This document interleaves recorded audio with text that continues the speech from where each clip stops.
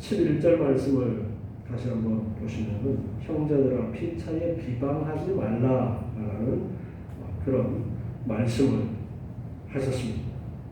그래서 우리가 비방하지 말아야 될 것을 강조를 하시고 부자들에 대해서 또 어떤 장사하는 사람이 이제 내가 나가서 어떤 계획을 세워서 큰 이익을 볼 것이다 라고 그렇게 이야기하는 그러한 예를 들면서 너희가 14절에서 내일 일을 알지 못한다 그렇게 말씀을 하십니다. 그러면서 하나님께서 모든 것을 허락하셔야 우리가 어떤 일들을 할 수 있다라는 그런 말씀을 하면서 17절에서는 이러므로 사람이 선을 행할 줄 알고도 행치 아니하면 죄다 그렇게 말씀하면서 우리가 선을 행하는데 힘을 써야 된다라는 그런 말씀을 했어요. 이 야고보서는 예수님의 육신의 형제였던 동생이었죠. 야고보 사도행전을 보면 교회의 예루살렘 교회의 지도자로 그렇게 나오는데 이 야고보가 편지를 보낸 거예요. 교회에 이야기를 듣고 편지를 보냈어요. 교회에 이 편지를 보낸 거예요. 예수 믿는 사람들에게 이 편지를 보낸 거예요. 세상 사람들에게 하는 이야기가 아니라 예수 믿는 사람들에게 지금 이 이야기를 하는 거예요. 오늘 이제 5장 말씀 1절부터 6절까지 말씀을 배우게 되어지는데 역시 예수 믿는 사람들, 교회의 성도들을 향해서 지금 이 편지를 하고 있어요. 그런데 마치 하나님이 없는 것처럼 그렇게 생활하는 사람들을 꾸짖는 그런 말씀을 지난주에 하셨는데 오늘 5장 말씀의 1절에 보면은 들으라 부한자들아 너희에게 임할 고생을 인하여 울통곡하라 부자들에 대한 심판을 경고를 하고 있습니다. 그들의 부정한 축제와 사치와 쾌락에 대해서 또한 말씀을 하고 있습니다. 부한 자들아 들어라 주목 들으라 잘 들어봐 지금 그렇게 말씀을 하면서 부자들을 향해서 말씀하십니다. 부한 자들아 부자들아 잘 들어봐 너희에게 임할 고생을 인하여 울고 통곡해라. 야고보는 매우 강력한 어조로 부자들을 향해서 장차 임하게 될 재난을 인해서 너희는 통곡하라 그렇게 경고하십니다.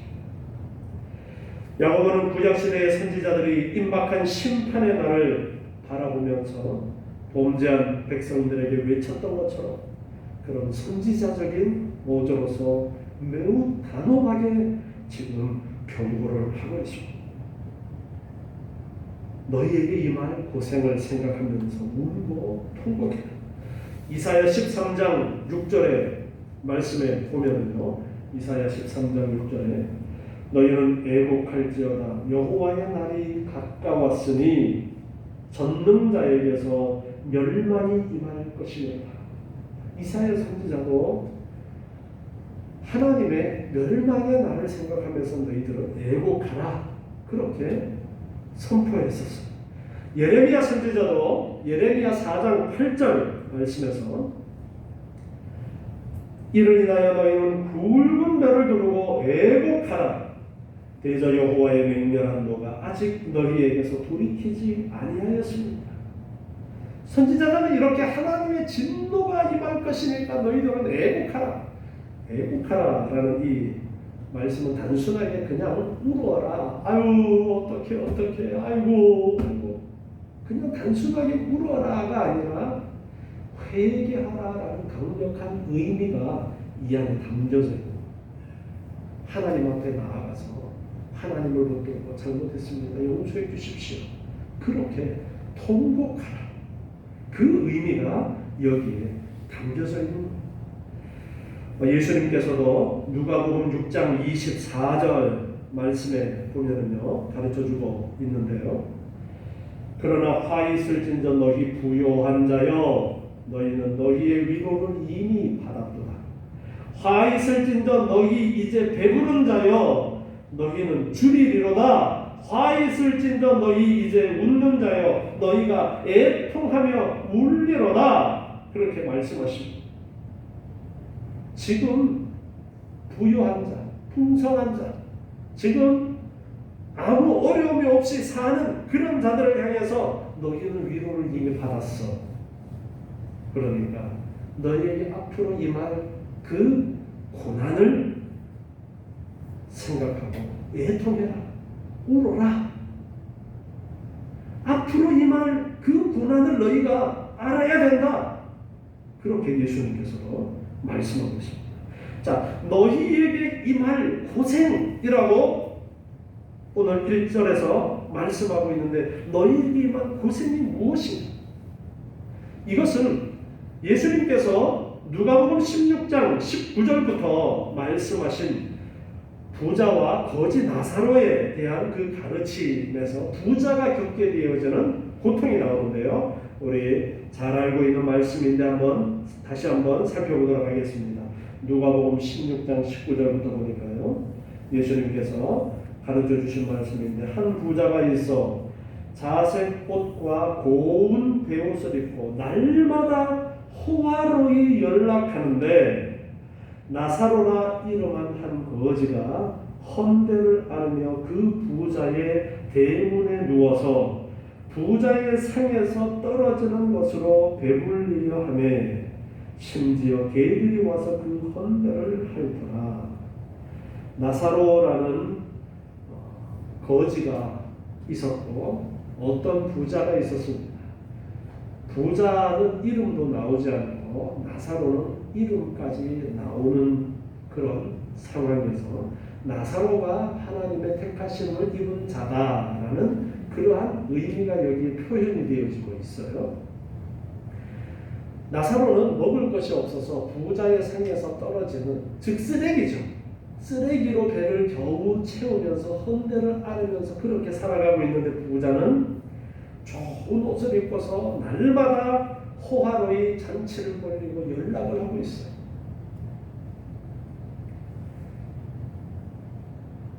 이에 그 거지가 죽어 천사들에게 받들려 아브라함의 품에 들어가고 거지 나사로가 결국은 죽었습니다. 그래서 천사들이 받들어서 아브라함의 품에 들어갔고 부자도 죽어서 장사되매 저가 음부에서 고통 중에 눈을 들어 멀리 아브라함과 그의 품에 있는 나사로를 보고 부자에게 어떤 결과가 있게 되어졌느냐니까 음부의 고통이 그에게 주어졌습니다.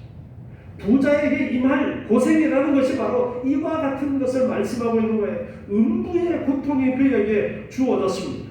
그에게 이 음부의 고통이 주어졌는데 나사로는 아브라함의 품에 있어요. 다시 24절에서 보니까 이 부자가 아브라함의 품에 있는 나사로를 보고서 불러서 말합니다. 아버지 아브라함이여 나를 긍휼히 여기사 나사로를 보내어 손가락 끝에 물을 찍어 내 혀를 서늘하게 하소서. 내가 이 불꽃 가운데서 고민하나이다. 그 나사로 좀 보내어서 물 한 방울이라도 찍어서 내 혓바닥에 좀 대줬으면 좋겠습니다. 오늘 진짜 오랜만에 단비가 내리죠. 참 오랜만인데 뜨거운 날씨에 진짜 밖에 나가보면 너무너무 뜨거워. 지옥 불 속에 있으니까 오죽하겠어. 이것이 부자에게 임한 지금 고통이다. 25절에 아브라함이 말합니다. 예, 너는 살았을 때에 내 좋은 것을 받았고 나사로는 고난을 받았으니 이것을 기억하라. 이제 저는 여기서 위로를 받고 너는 고민을 받느니라. 너 살았을 때에 잘 먹고 잘 살고 다 누렸잖아. 그때 나사로는 엄청난 고통과 고난 속에 살았어. 너는 다 받아서 지금 고통 가운데 있고 나사로는 이제 위로를 받는 것이다.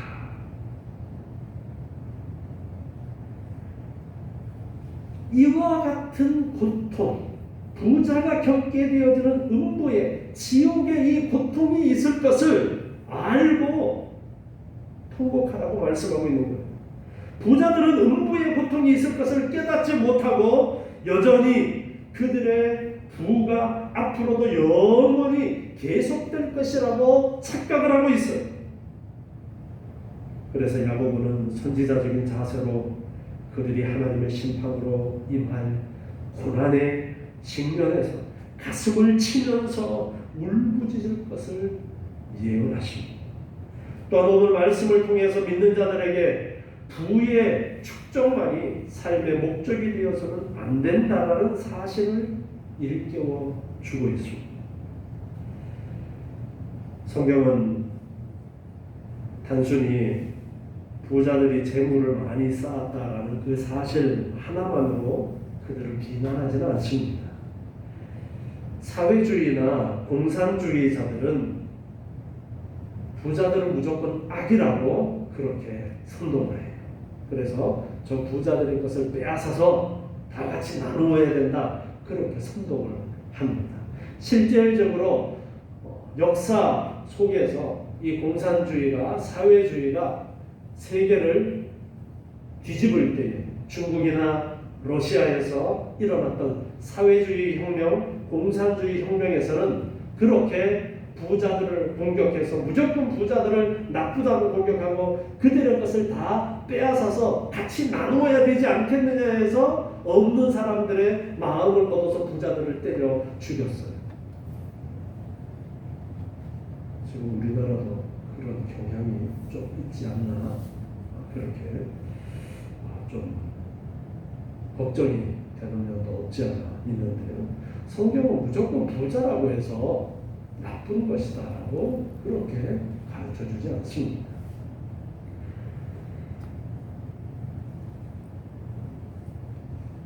오늘 본문에서 정죄하는 부자들의 문제는 그들이 착취와 부정한 방법으로 돈을 축적했다라는 데에 있습니다. 또한 소유한 재물을 성경의 명령대로 공동체의 가난한 이웃과 나누기보다는 오히려 자신들의 배를 채우기에 급급했다라는 데 있습니다. 지난주에도 살펴보았던 누가복음 12장 13절부터 21절까지의 어리석은 부자의 비유에 나오는 부자를 보면요, 누가복음 12장 19절 말씀을 다시 한번 보시면요, 누가복음 12장 19절에 또 내가 내 영혼에게 이르되 영혼아 여러 해 쓸 물건을 많이 쌓아두었으니 평안히 쉬고 먹고 마시고 즐거워하자 하리라 하되 하나님은 이르시되 어리석은 자여 오늘 밤에 내 영혼을 도로 찾으리니 그러면 내 예비한 것이 네 것이 되겠느냐 하셨습니다. 자기를 위하여 재물을 쌓아두고 하나님께 대하여 부요치 못한 자가 이와 같으니라. 예수님께서 비유로 말씀하신 이 부자도 자기 혼자 잘 먹고 잘 살겠다라는 그런 계획을 세우고 있었던 사람이었어요. 조금 전에 우리가 살펴보았던 부자와 나사로의 비유에 나오는 부자도 마찬가지입니다. 그들은 자신들이 소유한 부를 잘못 사용했던 것입니다. 예수님께서도 이런 사실을 강조하면서 부자들이 하나님 나라에 들어가기가 어렵다라는 것을 제자들에게 가르쳐 주셨는데요. 마태복음 19장 23절 말씀을 보시면요, 예수께서 제자들에게 이르시되 내가 진실로 너희에게 이르노니 부자는 천국에 들어가기가 어려우니라. 다시 너희에게 말하노니 약대가 바늘 귀로 들어가는 것이 부자가 하나님의 나라에 들어가는 것보다 쉬우니라 하시니, 부자가 하나님의 나라에 들어가기가 심히 어렵다.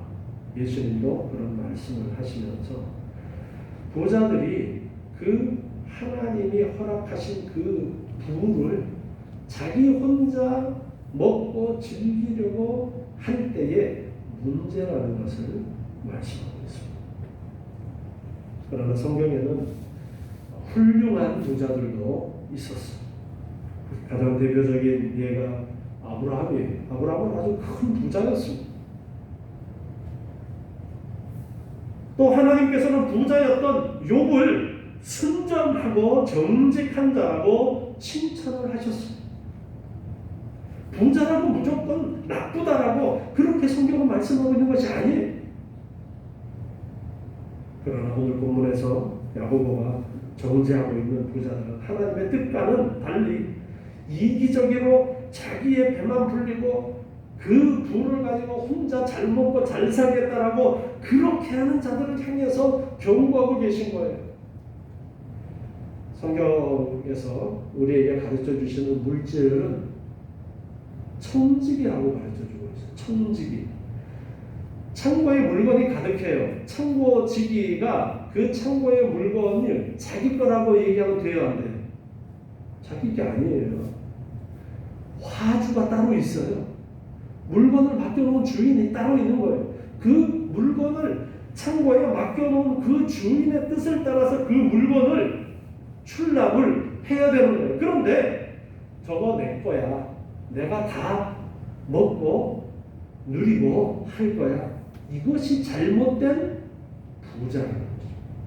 하나님은 우리에게 물질을 주셨어요. 그러면 그 물질을 하나님께서 기뻐하시는 뜻대로 어떻게 써야 할까 우리는 고민을 해야 돼요. 내가 이걸 가지고 어떻게 잘 먹고 잘 살까? 그런 고민하는 것이 오늘 지적하고 있는 잘못된 부자의 케이스가 되는 것입니다. 다시 오늘 본문 2절 말씀을 보니까요. 너희 재물은 썩었고 너희 옷은 좀 먹었다. 그렇게 말씀하십니다. 너무 많이 쌓아두어서 썩을 만큼 되었다라는 거예요. 그런데도 그것을 가난한 자들에게 나눠주지 않고 썩어서 못 쓰게 될 지경인데도 베풀 줄을 몰라서 그냥 쓸모없이 되어져 버렸어요. 누가복음 12장 33절에서 예수님께서는 이렇게 말씀하셨습니다. 너희 소유를 팔아 구제하여 낡아지지 아니하는 주머니를 만들라. 곧 하늘에 든 바 다함이 없는 보물이니 거기는 도적도 가까이 하는 일이 없고 좀도 먹는 일이 없느니라. 마태복음 6장 19절에서도 말씀하고 있습니다. 마태복음 6장 19절에서도 또 보니까 너희를 위하여 보물을 땅에 쌓아두지 말라. 거기는 좀과 동록이 해하며 도적이 구멍을 뚫고 도적질하느니라. 오직 너희를 위하여 보물을 하늘에 쌓아두라. 거기는 좀이나 동록이 해하지 못하며 도적이 구멍을 뚫지도 못하고 도적질도 못하느니라. 내 보물 있는 그곳에는 내 마음도 있느니라. 아멘. 이 땅의 창고는 썩고 지도 갉아먹고 좀도 갉아먹고 녹이 슬어서 못쓰게 되어지고 그렇게 되어진다. 너희들 보물을 땅의 창고에 쌓아두려고 하지 말고 도적도 없고 녹도 쓸지 않고 썩지도 않는 하늘나라의 그 보물을 쌓아두라. 그렇게 말씀하십니다. 자, 하늘나라의 보물을 쌓아두라. 어떻게 하면 하늘나라의 보물을 쌓느냐? 전부 다 가지고 와서 교회에 바쳐야 돼요. 그죠? 중세시대 교회가 좀 나쁜 마음을 가지고 그렇게 한 부분들도 있어요. 다 갖고 와서 교회에 바치라는 이야기가 아니에요. 교회가 그 바쳐진 물건을 가지고 정말 하나님이 기뻐하시는 뜻대로 그것을 잘 사용을 했다면 중세교회가 타락하지 않았을 거예요. 그런데 성도들은 순수한 마음으로 교회에 물질을 갖다 바쳤는데 그 물질을 가지고 교회만 배를 불렸어요. 그것이 중세교회의 문제고 지금 현재도 가톨릭의 문제입니다.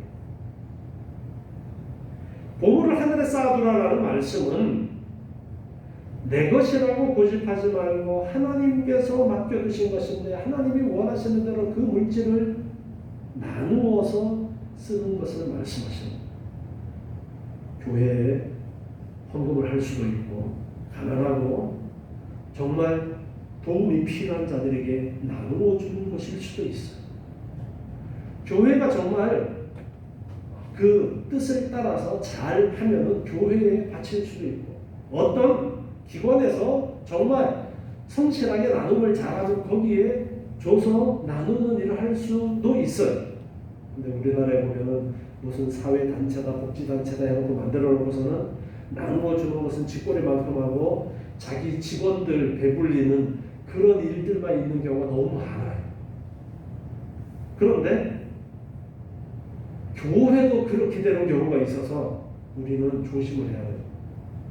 절대로 우리 교회가 그런 모습이 되어서는 안 될 것입니다.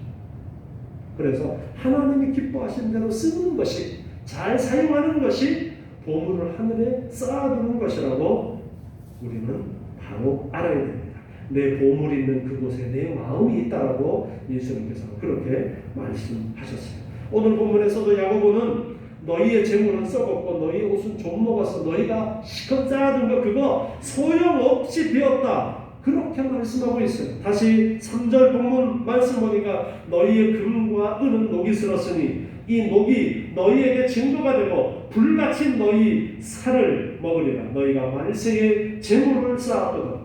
이상하다. 금과 은이 녹이 슬어요? 금과 은은 녹이 슬지 않는데 왜 금과 은이 녹이 슬었다라고 그렇게 지금 말씀을 하고 있는 것입니다.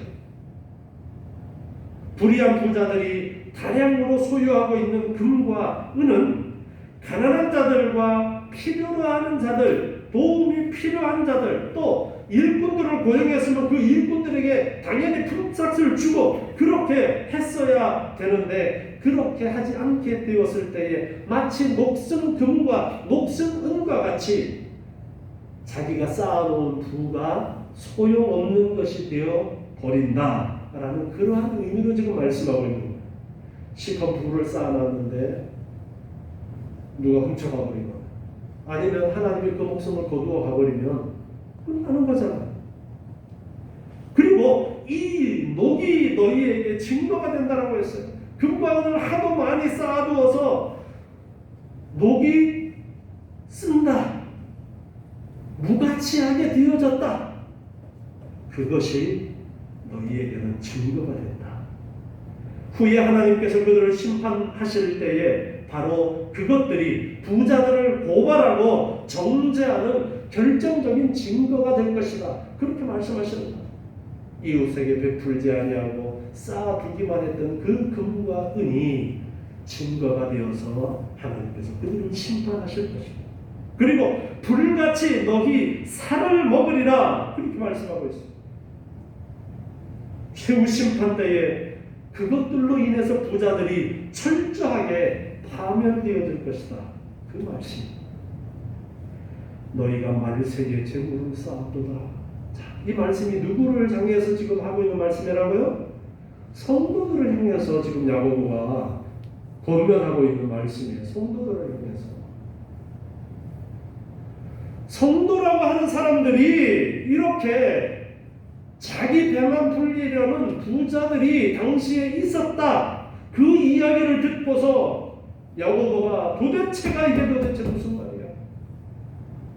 말세에 지금 너희가 재물을 쌓았다.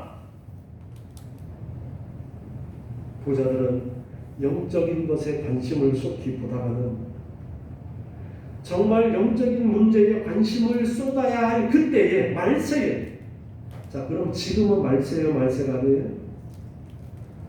예수님께서 오신 이후로 말세입니다. 언제 주님이 오실지 몰라요. 우리가 진정 보물을 하늘에 쌓아둘 줄 알아야 되는데 땅에 보물 쌓는 일에만 집중하고 있다라는 거예요. 말세에 너희가 재물을 쌓았구나.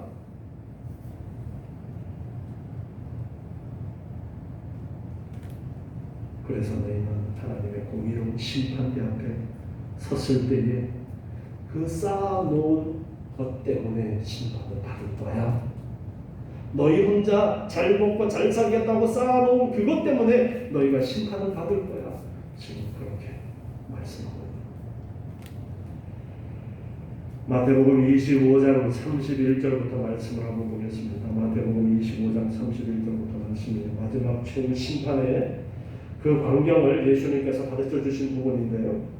인자가 자기 영광으로 모든 천사와 함께 올 때에, 예수님께서 재림하실 그때에 자기 영광의 보좌에 앉으리니 모든 민족을 그 앞에 모으고 각각 분별하기를 목자가 양과 염소를 분별하는 것 같이 하여 양은 오른편에 염소는 왼편에 두리라. 그때 임금이 그 오른편에 있는 자들에게 이르시되 내 아버지께 복받을 자들이여 나와 창세로부터 너희를 위하여 예비된 나라를 상속하라. 하나님의 나라를 상속해라. 내가 죽일 때에 너희가 먹을 것을 주었고 목마를 때에 마시게 하였고 나그네 되었을 때에 영접하였고 벗었을 때에 옷을 입혔고 병들었을 때에 돌아보았고 옥에 갇혔을 때에 와서 보았느니라. 이에 의인들이 대답하여 가는데 주여 우리가 어느 때에 주의 줄이신 것을 보고 공개하였으며 목마르신 것을 보고 마시게 하였나이까? 어느 때에 나그네 되신 것을 보고 영접하였으며 벗으신 것을 보고 옷 입혔나이까?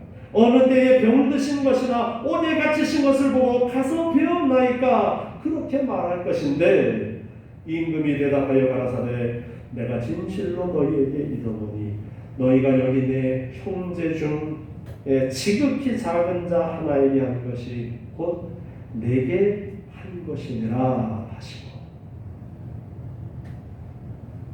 지극히 작은 자에게 베풀었던 그 선이 바로 예수님께 베푼 것으로 예수님께서는 그렇게 받으셨다라는 거예요. 자, 그런데 왼편에 있는 자들에게 또 말씀하십니다. 심판하십니다. 이르시되 저주를 받은 자들아 나를 떠나 마귀와 그 사자들을 위하여 예비된 영영한 불에 들어가라. 내가 죽일 때에 너희가 먹을 것을 주지 아니하였고 목마를 때에 마시게 하지 아니하였고 나그네 되었을 때에 영접하지 아니하였고 벗었을 때에 옷 입히지 아니하였고 병들었을 때와 옥에 갇혔을 때에 돌아보지 아니하였느니라 하시니 저희도 대답하여 가로되 주여 우리가 어느 때에 주의 줄이신 것이나 목마르신 것이나 나그네 되신 것이나 벗으신 것이나 병드신 것이나 옥에 갇히신 것을 보고 공명치 아니하더이까? 주님 언제 있었어요? 이에 임금이 대답하여 가라사대 내가 진실로 너희에게 이르노니 이 지극히 작은 자 하나에게 하지 아니한 것이 곧 내게 하지 아니한 것이니라 하시고 저기는 영벌의 의인들은 영생에 들어가리라. 지금 우리는 만세의 때를 살아가고 있어요. 우리 주변에 우리의 도움이 필요한 자들을 도우라고 우리에게 물질의 여유를 주신 거예요. 그런데 그것을 가지고 내가 어떻게 해서든지 좀 더 벌겠다고 그렇게 나만을 위해서 물질을 쌓겠다고 하는 그런 부자들, 아니 벌써 많이 쌓아놓은 부자들, 그들을 향해서 말씀하고 있습니다. 예수님께서 마지막 심판 때 너희는 나를 돕지 아니하였다. 자, 우리가 어떻게 물질을 사용해야 될 것인지에 대해서 잘 가르쳐 주시고 있습니다. 우리는 지금 말세의 때를 살아가고 있어요. 말세의 때에 물질을 이 땅에 쌓으려고 해서 그렇게 해서는 안 되는 거예요. 하늘에 쌓아두려고, 하늘의 창고에 쌓으려고 애써야 되는 것입니다. 오늘 본문 4절을 다시 계속해서 보시면요. 보라 너희 밭에 추수한 품꾼에게 주지 아니한 삭시 소리 지르며 추수한 자의 우는 소리가 만군의 주의 귀에 들려옵니다. 성도라고 하는 부자들이, 예수 믿는다고 하는 자들이 한 짓이 무엇이냐니까 품삯도 주지 아니했어요. 품삯도 제때에 주지 않고 제대로 주지 않았어요. 그래서 그 품삯이 소리 지르고 추수하느라고 애쓴 그 일꾼들의 소리가 하나님의 귀에 들렸다. 그렇게 말씀하고 있습니다. 신명기 24장 14절 말씀을 보십니다. 신명기 24장 14절에 곤궁하고 비난한 풀꾼은 너의 형제든지 내 땅 성문안에 우거하는 객이든지 그를 학대하지 말라. 그 품삯을 당일에 주고 해진 후까지 끌지 말라. 이는 그가 빈궁함으로 마음에 품삯을 사모함이라 두렵건대 그가 너를 여호와께 호소하며 죄가 내게로 돌아갈까 하노라. 품꾼이 품 파는 거는 정말 먹고 살기가 어려우니까 품을 파는 것인데 그 품꾼의 품삯은 당일에 지불해 주어라. 정해진 날에 정확하게 지불해 주어라. 정확하게 그때에 지불해 주지 않으면 그가 하나님께 호소하게 되어지면은 너는 죄인이 되는 거야. 그렇게 지금 말씀하고 있어요. 그 부르짖음이 하나님께 들린다는 거예요. 그런데 초대교회 당시에 교회 안에 예수 믿는다고 하는 자들도 이렇게 품삯을 제대로 주지 않은 그런 부자들이 있어서 지금 야고보가 책망을 하고 있는 거예요. 5절에 보니까 너희가 땅에서 사치하고 연락하여 도살의 날에 너희 마음을 살찌게 하였도다. 부자들은 도살할 날이 다가오고 있음을 알지 못하고 자신을 살찌우는 소나 양들과 같이 심판자이신 하나님을 기억하기보다는 현재의 삶 가운데 육신의 쾌락과 즐거움만을 추구하는 그러한 삶을 살았다라는 것을 지적하고 있습니다. 사치와 연락이 그들의 죽음의 원인입니다. 전도서 11장 9절을 보면 청년이여 내 어린 때를 즐거워하며 내 청년의 날을 마음에 기뻐하여 마음에 원하는 길과 내 눈이 보는 대로 쫓아 행하라. 그러나 하나님이 이 모든 일로 인하여 너를 심판하실 줄 알라. 하나님께서 우리의 모든 일을 심판하실 줄을 알고 너희들 살아야 된다. 사치하고 연락하는 그러한 삶만을 추구하는 것은 도살할 날을 기다리는 짐승이 살찌우는 것과 같다. 그렇게 말씀합니다. 6절에 보니까 너희가 옳은 자를 정죄하였도다 또 죽였도다. 그는 너희에게 대항하지 아니하였느니라.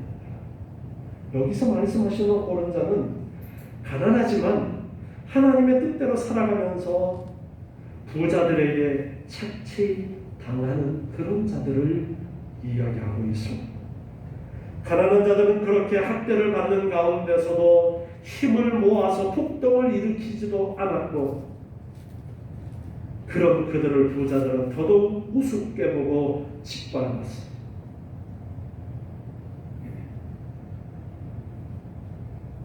지금도 힘없는 자들을 위해서 노조라는 제도를 민주주의 국가에서 만듭니다. 힘이 없기 때문에 힘 있는 주인과 그 밑에서 일하는 사람들이 그래도 어느 정도 이야기가 서로 될 수 있도록 하기 위해서 노조를 만들었습니다. 그런데 우리나라는 지금 노조가 이제는 주인 노릇을 하려고 하고 있습니다.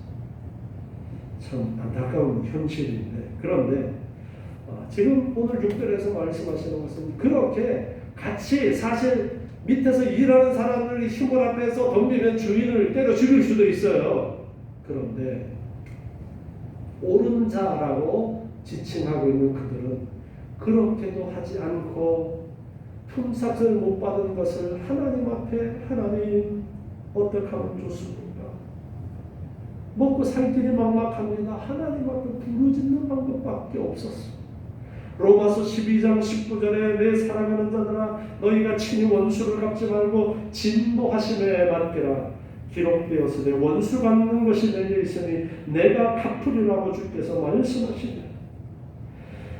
공의의 하나님은 분명 자신의 진노의 날에 부당하게 억압받는 자들의 억울함을 외면하지 않고 갚아주십니다. 그렇기 때문에 제때에 품삯을 주지 않은 것이 얼마나 무서운 일인가를 알아야 되는 거예요. 그런데 예수 믿는다고 하는 부자들이 품삯도 제대로 주지 않으면서 자기의 배만 불리고 자기 혼자 잘 먹고 잘 살겠다라고 하는 그 문제를 지금 지적을 하고 있습니다. 초대교회 사도행전에 나타나는 모습을 보면은 자기의 것을 자기의 것이라 주장하지 아니하고 밭도 팔아서 가지고 오고 집도 팔아서 가지고 와서 가난한 자들에게 나누어주는 그 모습이 초대교회의 아름다운 모습이었고 당연히 그렇게 해야 되는 것이었는데 야고보는 흩어져 있는 지역의 교회들의 이야기를 들으니까 어떤 데는 예수 믿는 부자들이 자기 배만 불리고 같은 형제라고 하는 사람들이 품팔러 갔는데 월급도 제대로 주지 않고 그런 이야기를 들은 거예요. 그런 이야기를 들으면서 야 도대체 이게 무슨 이야기냐. 믿지 않는 사람들도 이렇게는 하지 않는데 믿는 사람들이라고 하는 자들이 자기 배만을 위해서 물질을 쌓아두고 베풀 줄을 모르니 하나님이 심판하시는 것을 알지 못하고 있으니 어떻게 하면 좋으냐. 그래서 지금 오늘이 야고보서를 지금 기록하고 있는 거예요. 야 지금 너희들 뭐 하는 거야? 뭐 하는 짓이? 하나님께서 심판하실 것을 너희들 알아야 된다. 물질의 너 혼자 잘 먹고 잘 살라고 주신 것이 아니라 하나님이 기뻐하시는 뜻을 따라 잘 사용하라고 주신 것인데 너희들 지금 뭐 하는 거야?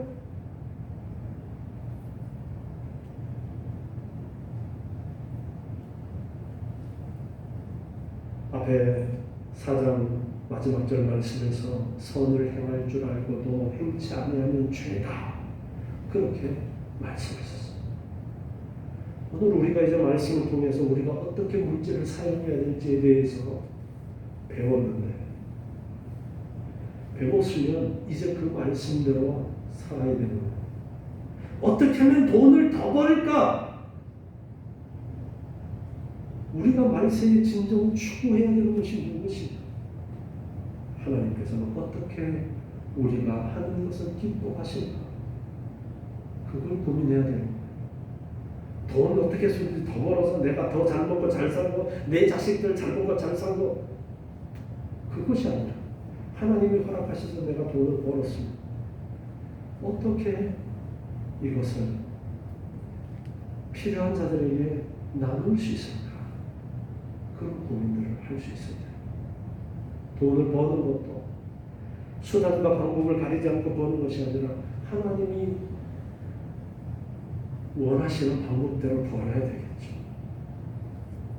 여러분 우리는 오늘 말씀을 보면서 돈을 사랑하려고 해서는 안 된다.